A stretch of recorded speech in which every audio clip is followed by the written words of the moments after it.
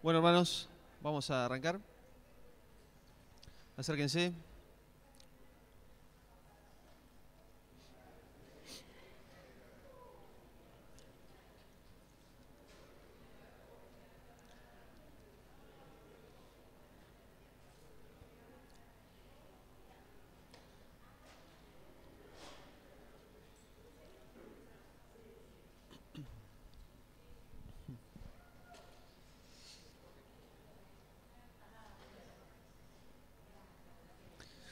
Bueno, comenzamos, hermanos, vamos a orar para pedirle a Dios que nos esté dando tranquilidad y podamos estar atentos a lo que Él quiere decirnos en esta mañana.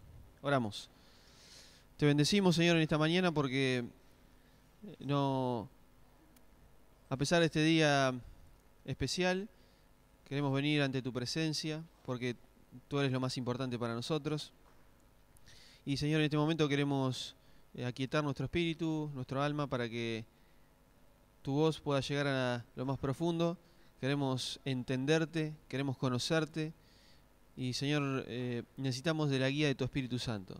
Por eso en este momento nos alineamos para que estés guiando este momento. Te bendecimos en el nombre de Jesús. Amén.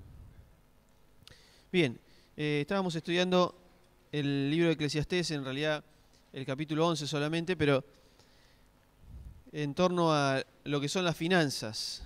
Y hoy es el último estudio que tenemos, así que vamos a ir a Eclesiastés capítulo 11. ¿Recuerdan quién escribió Eclesiastés? ¿No? Esto debería ser lo más fácil. ¿Quién escribió Eclesiastés? Salomón, muy bien. Eclesiastés es como si fuera lo que se conoce como un soliloquio, que es cuando una persona habla consigo misma. Como que la persona empieza a reflexionar y empieza a pensar en voz alta y a sacar conclusiones respecto, en este caso, lo que Salomón va a estar viendo es realmente el significado de la vida, la vanidad de la vida, lo corto que es la vida y cómo yo debo reaccionar frente a tan corto plazo que es el tiempo que estamos de este lado del cielo. Y él va a buscar en un montón de cosas la realización de la vida. Por ejemplo, él va a decir, y probablemente esto lo haya escrito cuando ya estaba en su vejez, y él dice, yo probé absolutamente todo.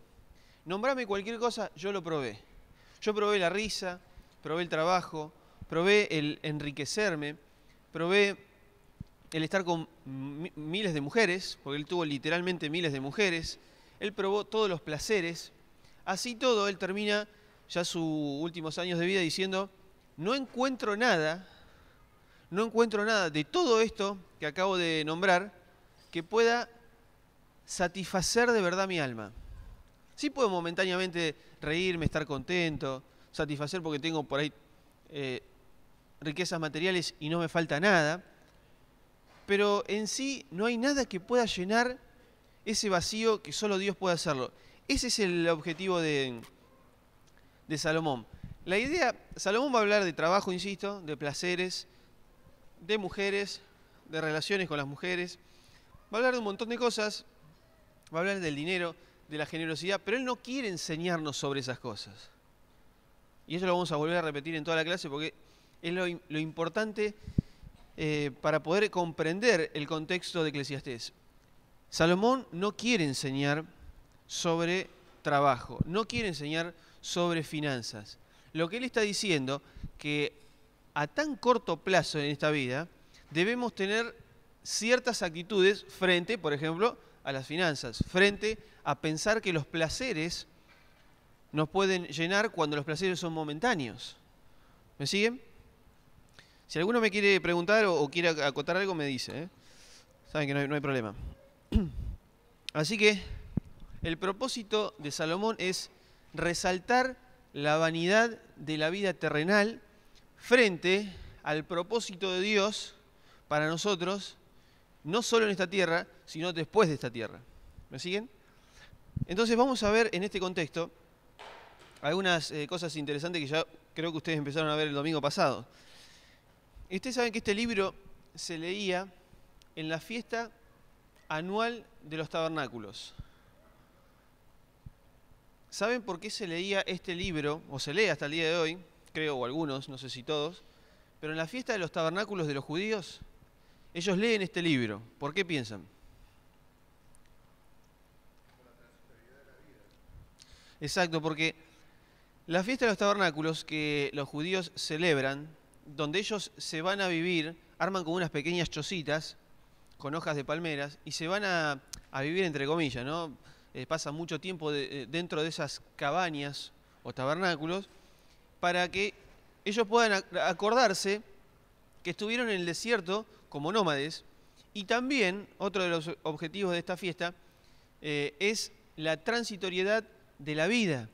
O sea, vivir en una chocita, en una cabaña, hace que uno sienta que es precario todo. Entonces entienda que la vida terrenal es pasajera, es precaria. Entonces, en este contexto, ellos leen Eclesiastés, porque Eclesiastés les va a enseñar exactamente esto, que la vida terrenal o los placeres de la vida terrenal no tienen sentido si nosotros no estamos bajo la guía y el propósito que Dios quiere que tengamos en esta tierra, ¿no? Porque yo puedo trabajar, puedo disfrutar de lo que Dios me da, puedo hacer un montón de cosas, pero si yo no estoy cumpliendo el propósito de Dios, no queda más que en eso. Y sería demasiado flaquito pensar que la vida consiste en solo eso, y eso lo va a decir Salomón. Salomón va a dar también los ciclos. Dice, el sol sale, se esconde, sale, se esconde, sale, se esconde. Es todos los días lo mismo. Uno se levanta a trabajar, termina de trabajar, llega a su casa, se levanta el otro día, trabaja, llega. Es insoportable. Si uno lo ve desde ese punto de vista, este ciclo es insoportable. Siempre hacemos lo mismo. Y Salomón está como analizando esta situación y está diciendo, esto es vanidad, esto es como perseguir el viento. No sé si alguno alguna vez intentó perseguir el viento, ¿no? O algunos dicen, ¿a dónde arranca el viento, no? Entonces, hacer todo lo que hacemos, Salomón termina diciendo, es casi como perseguir el viento. Es pura vanidad, casi hasta que no tiene sentido, salvo que nosotros entendamos el propósito de Dios para nuestra vida y esto cobra otro significado. Y ya nosotros no vemos el trabajo como algo cotidiano, rutinario, molesto. ¿Bien? Así que vamos a ir a Eclesiastés 11. Vamos a leer el versículo 1, aunque ustedes ya vieron el verso 1. ¿Quién quiere leer del 1 al 4? Vamos a leer estos 4 versículos que fueron los que supuestamente vieron ustedes el domingo pasado.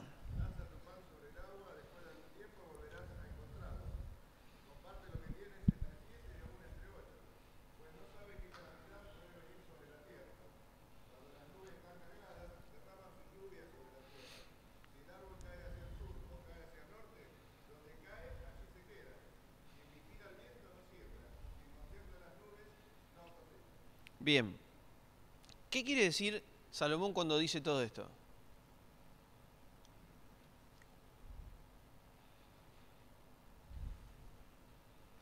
Cuando dice, echa tu pan sobre las aguas, porque después de muchos días lo hallarás. ¿Qué es esto? ¿Hay que tirar un pedazo de pan al agua?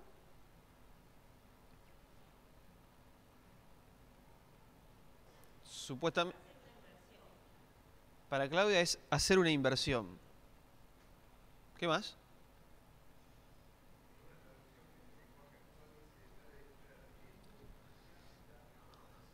Bien, sí. Esa versión dice, dale de comer al hambriento, porque de alguna manera en algún momento te va a volver. Es cierto. Pero en realidad el enfoque... Sí, dale, iba a decir.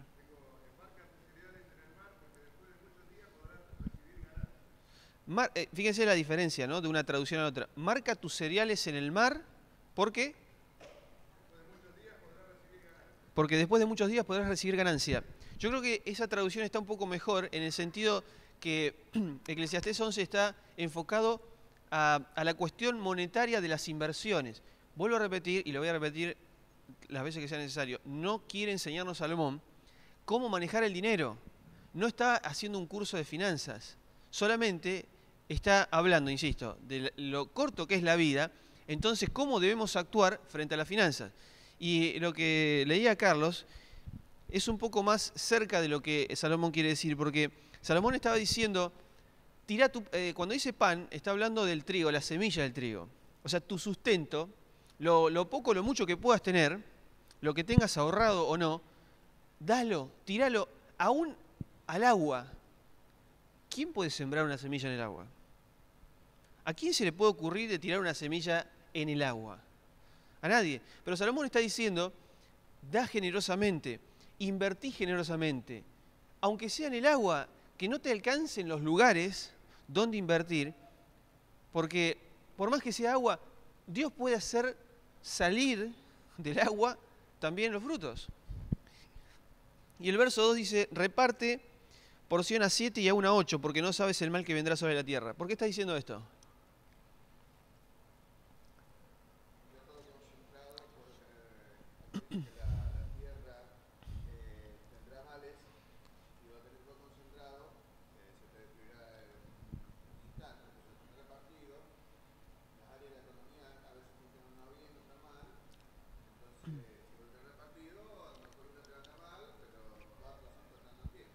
Claro, eso se conoce en finanzas como, yo no conozco mucho, pero siempre me recuerdo esta frase, o sea, no pongas todos los huevos en una misma canasta, ¿no? No inviertas todo, bueno, Mati sabe más que yo, pero no inviertas todo en el mismo lugar. ¿Por qué? Porque se te cae, se te rompe la canasta, perdiste todo lo que tenías.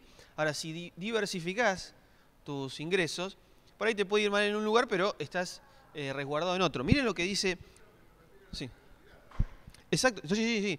No la inversión en cuanto a inversión de provecho propio, sino de invertir fíjense cómo nosotros tenemos el concepto de invertir, siempre de inversión egoísta para nosotros. Somos tan egoístas, o por lo menos yo, no sé ustedes, pero yo soy tan egoísta que pienso en inversión y estoy pensando en mí mismo.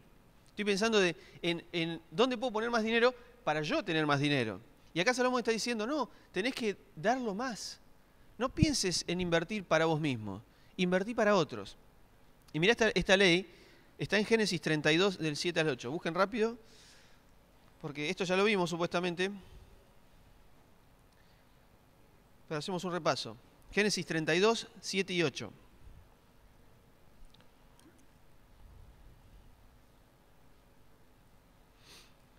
Quiero leer rápido. Sí, 32, 7 y 8.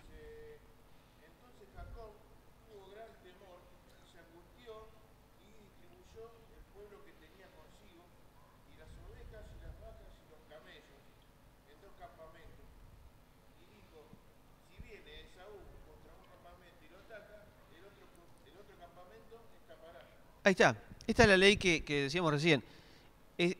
Jacob tenía miedo que Saúl llegara y arruinara no solo a la gente, sino a todas las posesiones materiales que Jacob tenía. Entonces, ¿qué hizo? Dividió en dos el campamento. Porque si Esaú atacaba a uno, por lo menos resguardaba gran parte en otro. ¿Se entiende? Eso es un poco lo que está diciendo Salomón en Eclesiastés, ¿no? No tires, por eso cuando dice la frase, reparte a 7 u a 8. ¿Por qué el número 7 u 8? ¿Por qué no 14 o 15?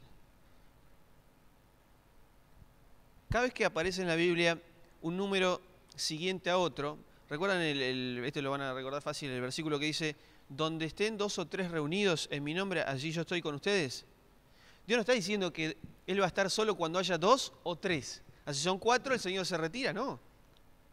Está dando a entender que donde haya muchas personas, por eso cuando uno lee 7 u 8, es decir, el Señor quiere que repartas a muchos, que no te refrenes.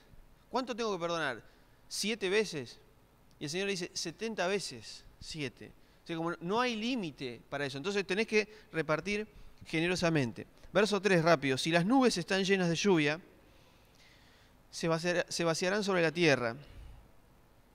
Y si un árbol cae hacia el sur o hacia el norte, en el lugar donde cae, quedará. ¿Qué es esto?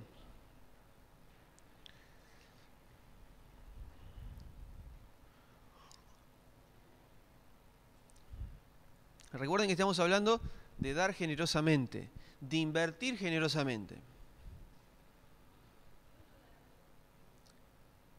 Dios nos da todo. Muy bien. ¿Qué más?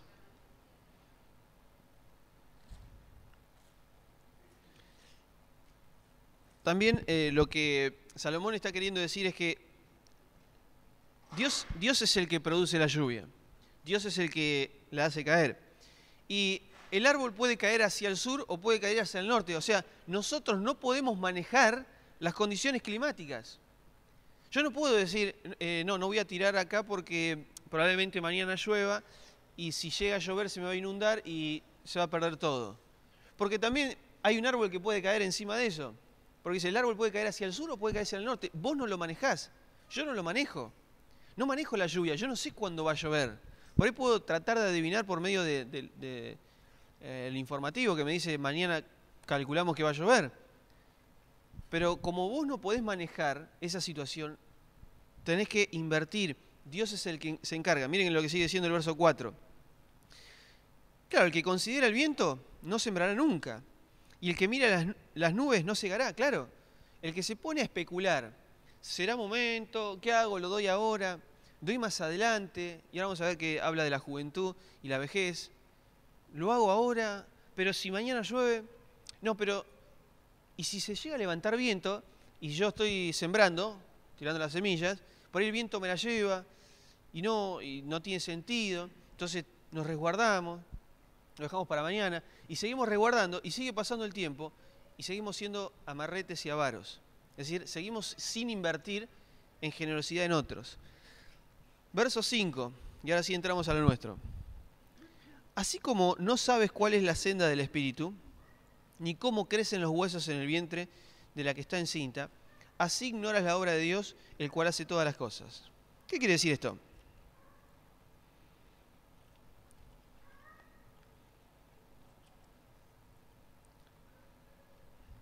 ¿Alguien conoce la senda del Espíritu? Ahí dice viento, ¿verdad? El viento. Bueno, la traducción es espíritu. ¿Cuál es la senda del Espíritu? ¿Cuál espíritu es? Algunos dicen el Espíritu de Dios. ¿Está con mayúscula o con minúscula?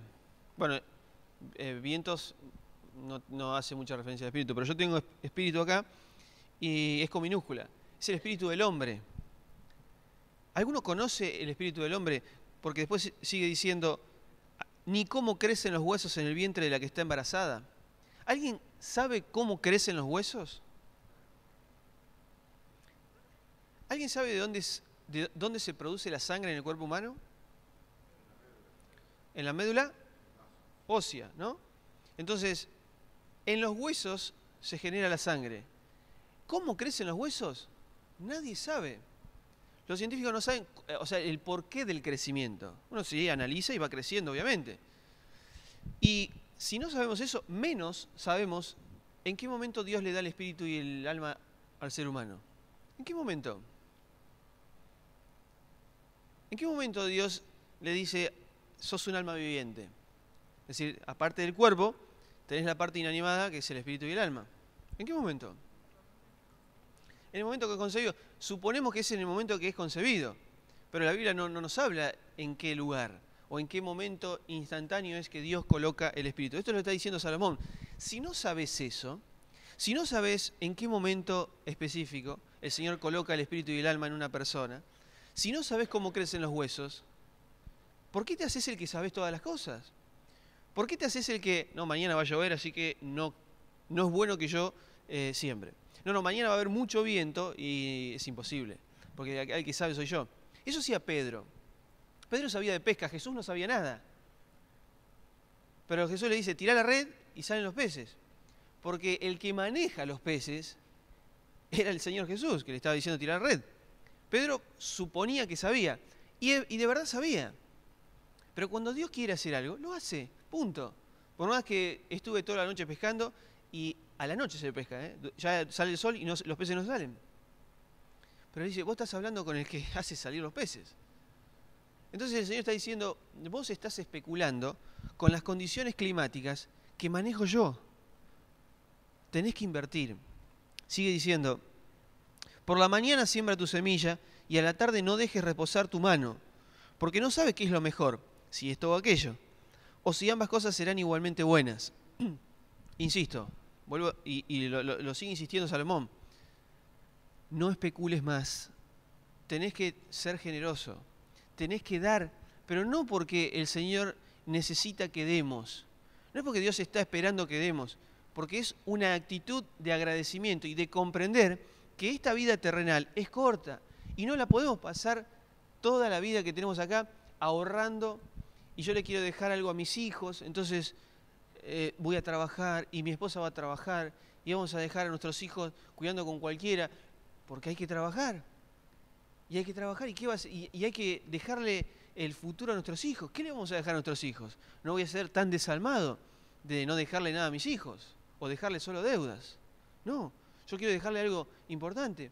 Entonces empezamos a no entender el concepto y empezamos a vivir para el trabajo. Y Salomón está diciendo, no tienen que vivir para el trabajo. Ustedes tienen que entender lo corto que es, que el Señor les provee todo lo que necesitan. Ustedes piensan que sus hijos, el Señor los va a sostener. Cuando nosotros decimos, no, yo quiero dejar una casita porque está complicado el país. Ustedes piensan que si a nosotros nos sostuvo el Señor, a sus hijos no lo va a sostener. No sé cuál es el razonamiento que tenemos. Nosotros tenemos toda una vida que hemos transcurrido y no hemos visto nunca ni un justo desamparado. Ahora, pero no sé por qué tenemos esa cuestión de que, y por ahí nuestros hijos no la van a pasar bien. A tus hijos los va a sostener el Señor como nos sostuvo a nosotros. Sigue diciendo, verso 7. Dulce ciertamente es la luz, y grato a los ojos contemplar el sol. ¿Qué es esto?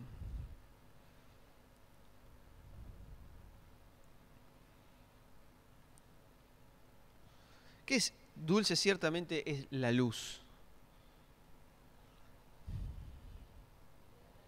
La vida. La luz es la vida. O sea, lo que está diciendo Salomón es dulce, es linda la vida. Y grato a los ojos es contemplar el sol. O sea, es grato estar vivo. Sí, es muy lindo. Pero, verso 8, aunque el hombre viva muchos años y en todos ellos tenga gozo, considere, empero, que muchos más serán los días de su oscuridad. Todo cuanto viene es vanidad. Fíjense la negatividad, entre comillas, de Salomón. Es muy lindo estar vivo, es lindo ver la luz, pero Salomón está diciendo que hay muchos días que son más de oscuridad que de luz. Es decir, se empieza a complicar la vida. Y lo va a decir en el capítulo 12, vamos a leer el verso 9 para entender. Miren, verso 9. Alégrate, oh joven, por tu juventud, y tome placer tu corazón en los días de tu adolescencia. Anda en los caminos de tu corazón y tras la vista de tus ojos, pero ten en cuenta que por todas estas cosas te juzgará el Señor. Y miren lo que dice el capítulo 12, verso 1. Y les voy a dar algunos detalles de cómo describe ahora Salomón el verso 2, el capítulo 12. Miren. Acuérdate de tu Creador. En realidad lo que está diciendo ahí es acuérdate de tus creadores. En la Biblia textual, en mi Biblia dice acuérdate de tus creadores. ¿Quiénes son los creadores?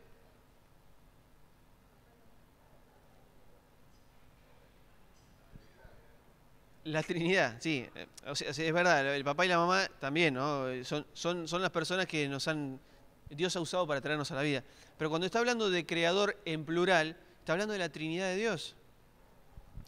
Y dice, acuérdate tu Creador de tus creadores en los días de tu juventud, antes que vengan los días malos, antes que seas viejo, ¿no? Y se acerquen los años en que digas, no tengo en ellos contentamiento.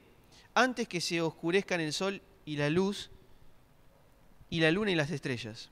Miren, yo no sé, en la Biblia textual, yo lo tengo aclarado, pero si vos tenés la Reina Valera, yo te voy a decir, miren cómo describe Salomón a los años de la vejez. Presten atención. Cuando dice, antes que se oscurezcan el sol y la luz y la luna y las estrellas, pérdida de visión. Verso 3. El día en que tiemblen los guardianes de la casa, el sistema óseo. No sé qué dice en la Reina Valera, pero dice, el día en que tiemblen los guardianes de la casa, está hablando de las piernas o de las rodillas. Cuando se te aflojen las rodillas, te estás dando cuenta que estás en la vejez. Y se encorven los hombres fuertes. Ahí está hablando también de las piernas, ¿no? Antes era el sistema óseo, ahora las piernas. Y cesen las que muelen porque han disminuido. ¿Qué es esto? Se te caen los dientes. Porque dice, y cesen las que muelen porque han disminuido. ¿Qué es lo que muele? Los dientes. Se te caen los dientes. Y se enturbien las que miran por las celosías. O sea, los ojos, la visión corta. Verso 4, cuando se cierran las puertas de la calle, ¿qué es esto? El oído. Cuando empieces a escuchar poco, estás en la vejez. Por ser débil el sonido del molino. ¿Qué es esto? La digestión. Juan Carlos sabe porque tiene la textual también, ¿no? La digestión. O sea, cuando empiece a ser débil la digestión, estás en la vejez. Y uno se despierte con el gorjeo del pajarillo. ¿Qué es esto? La fragilidad del sueño. Vieron que las personas grandes se levantan demasiado temprano y les cuesta dormir, ¿no? Si te pasa eso, estás en la vejez. Y dice, la última parte del verso 4 dice, y enmudezcan todas las hijas del canto. Sí, o las cuerdas vocales. Empieces a perder la voz. Cuando también se tema a lo que es alto y a los terrores del camino y florezca el almendro. ¿Qué es que florezca el almendro? Esto, mirá. Esto que tenemos acá adelante. La cumbre nevada. Bueno, Pablo zafa porque no tiene pelo, pero vienen las canas. Lo poco que tiene no tiene blanco, ¿no? Y se arrastra la langosta. ¿Qué es esto? Arrastrar los pies. Eso hacen los viejitos. Se arrastran los pies. Y toda la descripción que hicimos antes. Y la última, y esta es fuerte, dice, en tu versión no sé qué dice, pero en esta dice, y el alcaparrón no haga su efecto porque el hombre marcha hacia su morada eterna. ¿Qué era la alcaparra? Un fruto que estimulaba la actividad sexual. O sea, se terminó la actividad sexual. Sí, bueno. No, el Viagra, dice Carlos Siminari, que no. Claro, el Viagra de esa época sería la alcaparra, ¿no? Sí, gracias, Carlos, por el momento tan lindo que... Entonces, está describiendo Salomón todo lo que pasa cuando uno llega a la vejez. Entonces, ¿para qué te vas a extender a llegar a ese momento y haberte arrepentido, aunque algunos no se arrepienten, de haber dado todo, de haber entregado todo lo que tenés, porque la vida es corta, no te llevás nada? Desnudo, decía Job, salí del vientre, y desnudo voy a volver. O sea, nadie se lleva una bicicleta dentro del ataúd. Nadie, por más que tenga alguna locura, nadie se puede llevar, porque queda enterrado 2 metros bajo tierra. No tiene sentido. ¿Cómo? La mortaja no tiene bolsillo. Carlos hoy está encendido. Sí, está afilado. Entonces, Salomón está, insisto, él está queriendo decir, por eso dice, acuérdate de tu creador o tus creadores en el tiempo de la juventud, porque es el momento donde podemos arriesgarlo todo. Tenés que arriesgar tus finanzas, no en el mal sentido de arriesgar de ir al casino y apostar todo lo que tengo al 36. No es eso. Salomón está diciendo, tenés que ser dadivosos con aquellos que lo necesitan. Tenés que ser dadivosos o dadivoso con los que realmente van a disfrutar o van a entender el porqué de tu generosidad. No es que la tengo que tirar así a cualquier lado. Aunque Salomón está diciendo, tiren la semilla en cualquier lado, aunque caiga en el agua, porque yo soy el que produce el fruto, ¿no?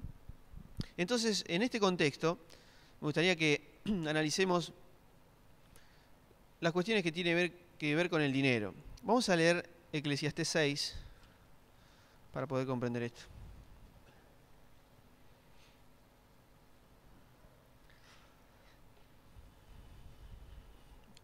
Eclesiastés 6, verso 1. Esto es, para mí es muy descriptivo, dice Salomón. Hay otro mal, ¿no? Fíjense la negatividad de Salomón frente a la vida. Dice, hay otro mal que he visto debajo del sol y que es gravoso para los hombres.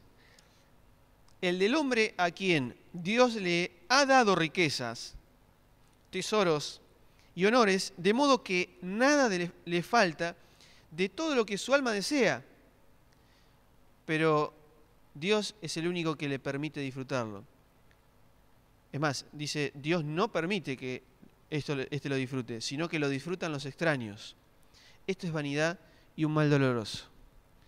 Una cosa es que, y esto va a la pregunta, el tener posesiones materiales es sinónimo de que Dios está bendiciendo mi vida.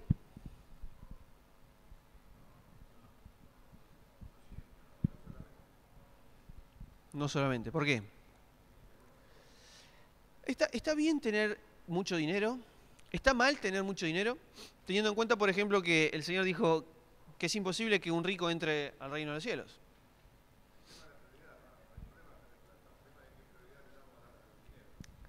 Carlos dice que conlleva peligros. O sea, Carlos Siminari decía que el problema no es tener, sino cuál es la prioridad de mi vida cuando yo tengo dinero. ¿Sí, Titi, vos querías decir algo?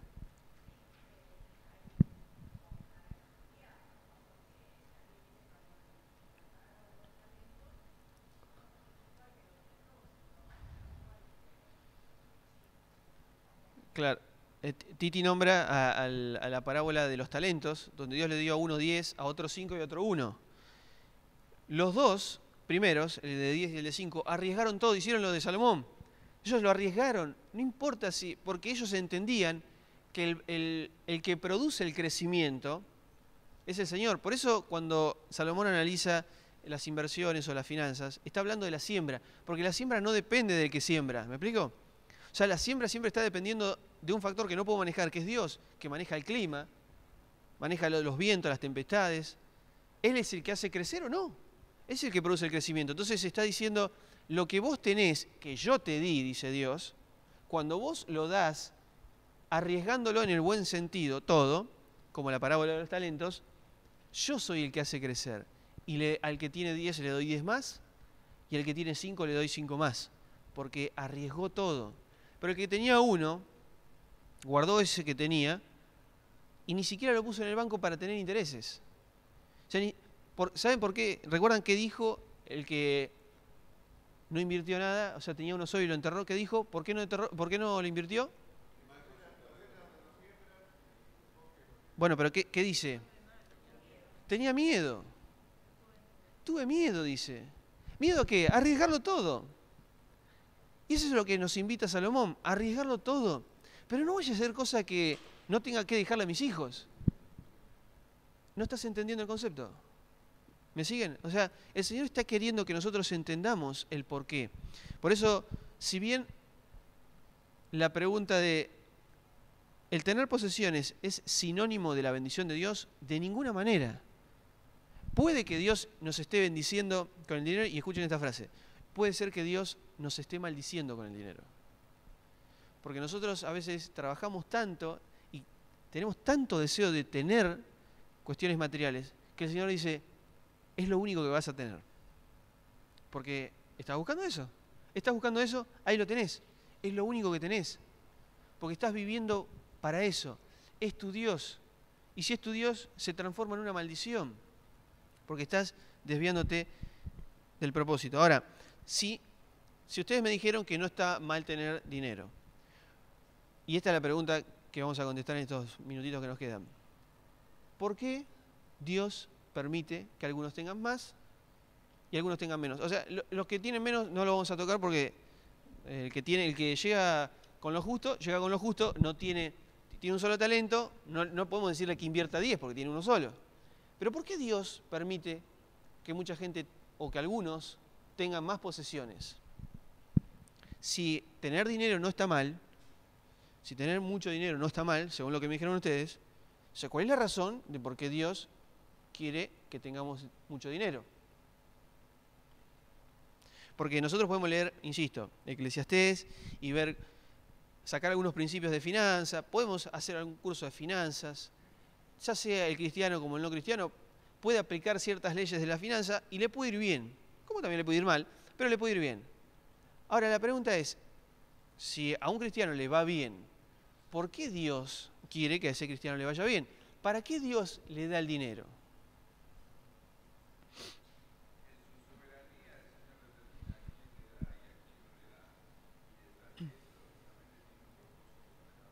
Ajá. ¿Y qué? Ajá. Ajá. Si nos da más es para que repartamos más. Muy bien. ¿Qué más?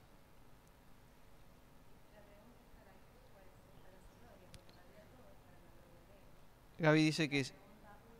Sí, sí, sí. ¿Para qué? Exacto. Gaby dice que...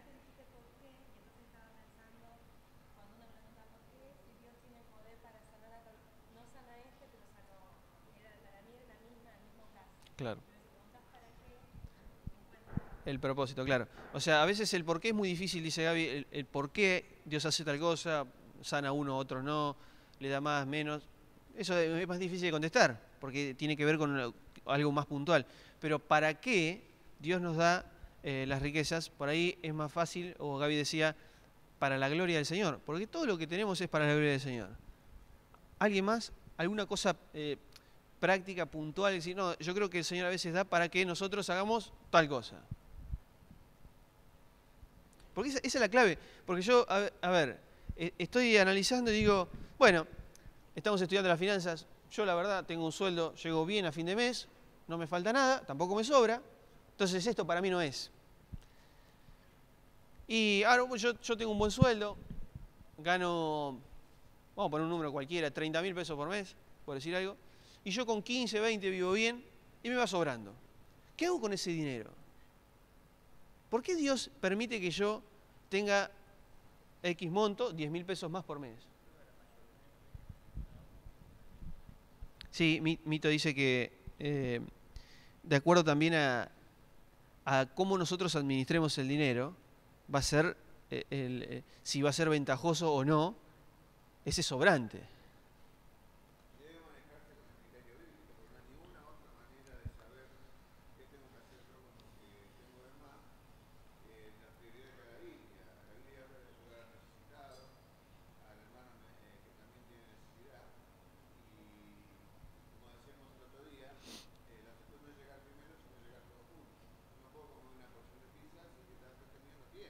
Uh-huh. Bien. Sí, Claudia.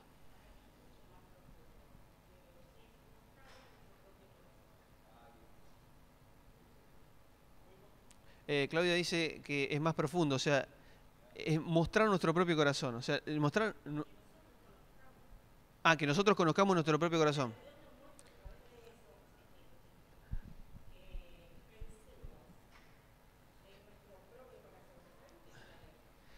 Está bueno lo que dice Claudia, porque yo siempre me pregunté por qué Dios quiere que ofrendemos. ¿No? Y espero si hay alguien de visita, creo que no, por la mayoría de las caras las conozco. Pero ¿por qué Dios quiere que ofrendemos? Porque en la antigüedad Dios decía, había un diezmo para los sacerdotes, un diezmo para los levitas, un diezmo para las viudas y los pobres, como si fuera una seguridad social para aquellos, las viudas que no tenían sostén y los huérfanos que no tenían sostén. Entonces la 10ª parte cada 3 años se daba para poder sostener de alguna manera a las viudas y los pobres. Pero la pregunta es, ¿por qué Dios quiere que ofrendemos? Porque hoy nosotros tenemos, y por eso discutíamos en estos días, el diezmo, no diezmo, pero ¿por qué Dios quiere que nosotros demos? ¿Cuál es la razón? Si, a ver, si yo le digo que Dios es el dueño de todo, Él es el dueño de las riquezas, no necesita mi dinero. Entonces, ¿para qué lo pide? Por nosotros. Sí, a ver, bueno, Analía dice para invertir en el reino de los cielos. Es cierto que el dinero que es ofrendado se invierte para el reino de los cielos, pero no es la razón por la cual la damos. Y tampoco es la razón por la que Dios me está pidiendo el dinero. Él no necesita el dinero para sostener a misioneros. A ver, estoy diciendo una locura, ¿no? Pero síganme a dónde estoy tratando de llegar. Dios quiere que nosotros ofrendemos para que nos demos cuenta nosotros cuán agarrado estamos al Dios Mamón. Ahí está la clave. Porque yo digo, por eso nosotros discutimos tanto el 10%. ¿Por qué no me toqué? O sea, ya es demasiado que pongo el 10%. Y si me decís que tengo que poner un poco más, nadie te dice cuánto tenés que poner, ¿eh? Vos da lo que quieras. El Señor sabe y te quiere demostrar a vos cuán amarrete sos, perdón la expresión, pero es así, cuán agarrado del dinero estás. Entonces, cuando nosotros ofrendamos y decimos, y empezamos a especular, y ahí está la especulación que no quiere Salomón, guiado por Dios, empezamos a especular y decir, y sí, el 10, pero no, este mes estoy complicado porque aumentó la luz un 400%. No voy a llegar, entonces el 10 te lo debo para la próxima, Señor. Quizá el mes que viene pongo el 11. Y empezamos a negociar con Dios. No es así. Nosotros tenemos que dar más, como hizo la iglesia, creo que de Antioquía, que Pablo dice, ustedes dieron más de lo que podían dar. De Macedonia. Más de lo que podían dar. O sea, no es que pusieron algo, lo que les dieron más de lo que podían dar.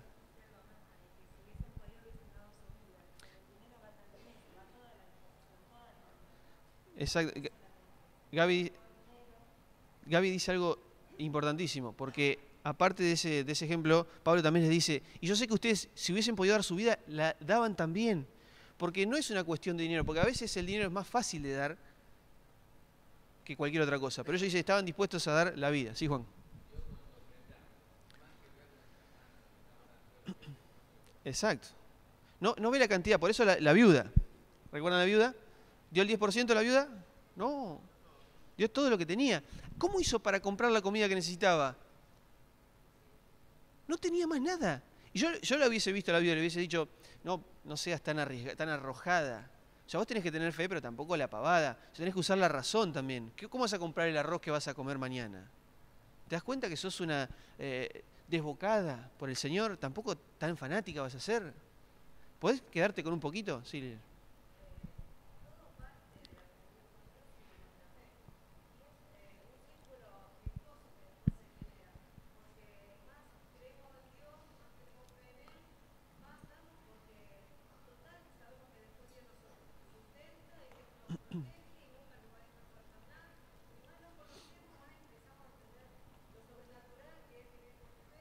Exacto.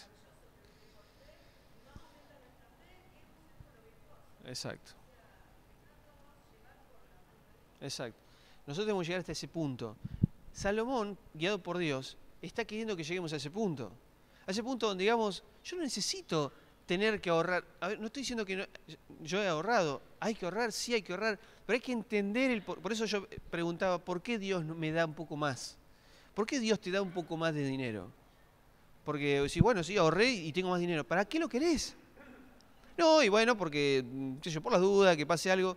Y sería un poco flaco tener ese pensamiento. Ahora, si yo estoy ahorrando, y yo les voy a dar un ejemplo, no voy a dar nombres, pero voy a dar un ejemplo de un matrimonio de esta iglesia, que ninguno de los dos tenía trabajo en ese momento, y me vinieron a traer una ofrenda para Esteban y Melina que están en España.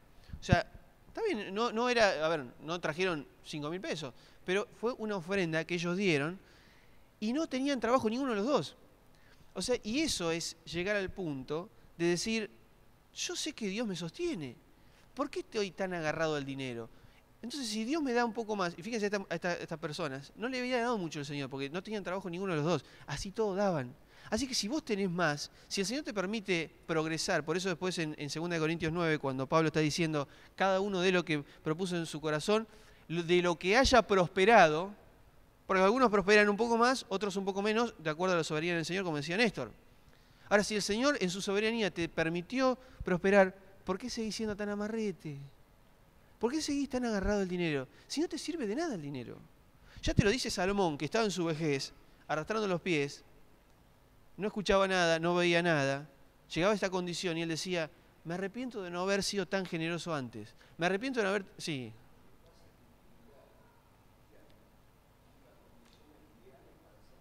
Exacto. Dale, exacto.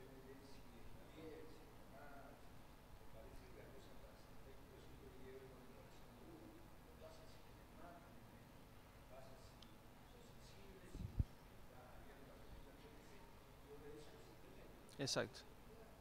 Dale, no le pidas que te lo devuelva, eso termina diciendo exacto. Pero lo que pasa es que nosotros como, quizá como bautistas o como tradicionales, decimos, no hay que dar tanto, porque también hay que ser racionales. Y hay que usar la cabeza. Y esa a mí me suena más a excusa, perdón, yo no quiero estar en contra de nadie, pero a mí me suena más a excusa cuando decimos, no, hay que pensarlo, porque, viste, ¿y a quién le estoy dando? Y si lo usa para cualquier cosa, y yo no puedo.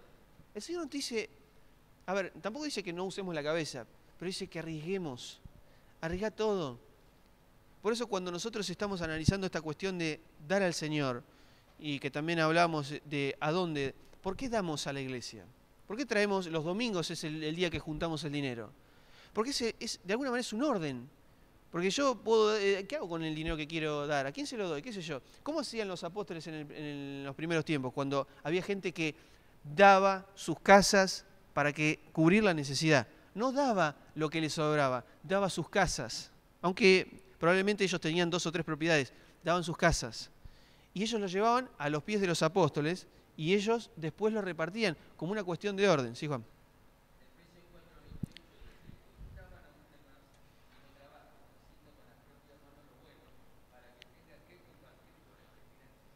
Ahí está.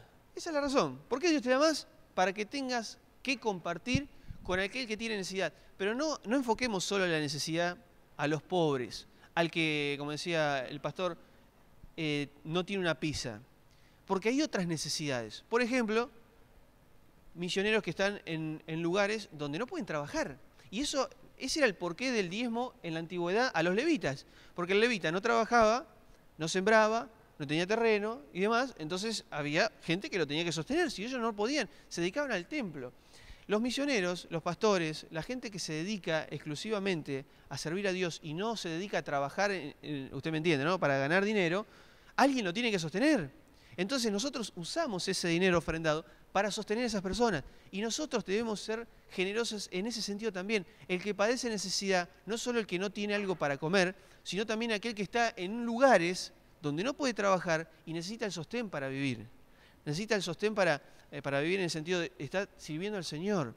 Entonces nosotros tenemos que cambiar el enfoque. No más especulación frente al Señor. Porque, como dice también Pablo en Corintios, todo lo que tenés fue recibido de la mano de Dios. ¿Por qué actuás como si no lo hubieras... ¿De qué te gloriás? Como si no lo hubieras recibido de parte de Dios. Nosotros estamos creído que el dinero es mío, que yo trabajo y soy inteligente para los negocios, entonces me va bien porque yo soy inteligente y porque soy un gran trabajador y arranco a las 6 de la mañana y termino a las 8 de la noche trabajando, y entonces yo me lo gano. ¿Sabes cómo trabajo? Entonces es mío y yo hago lo que yo quiero. Estás engañado. Y yo pienso de lo mismo, estoy engañado.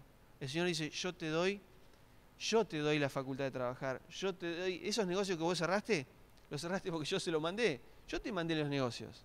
Entonces, si vas a ganar dinero, ¿por qué seguís especulando? Te lo doy y lo guardás para vos. Egoísta. Así actuamos nosotros, egoístamente. Por eso, y ya cerrando con esto, no debemos especular más con el Señor, debemos dar. Y esto no es como tratamos de aclarar cada vez que hablamos de este tema. No es que la iglesia necesita que vos des. No damos por necesidad, damos porque estamos agradecidos al Dios que nos da todo lo que tenemos, sea poco, sea mucho. Entonces damos en respuesta al amor. Yo no cuido a mi esposa cuando está enferma porque firmé una ley que dice en enfermedad, en pobreza, y firmé eso y la tengo que cuidar. ¿Qué vas? No me queda otra. Yo no lo hago por obligación, lo hago en respuesta a amor hacia mi esposa. Y lo mismo espera el Señor. Él no espera que nosotros obligadamente, porque hay una ley o porque nosotros queremos, hay una tradición que nos dice que tenemos que ofrendar. Bueno, no me queda otra, vengo a ofrendar. Yo vengo a ofrendar en respuesta al amor de Dios. Ese debe ser el principio que tiene que estar detrás de nuestra generosidad. Oramos. Te agradecemos, Señor, por esta mañana,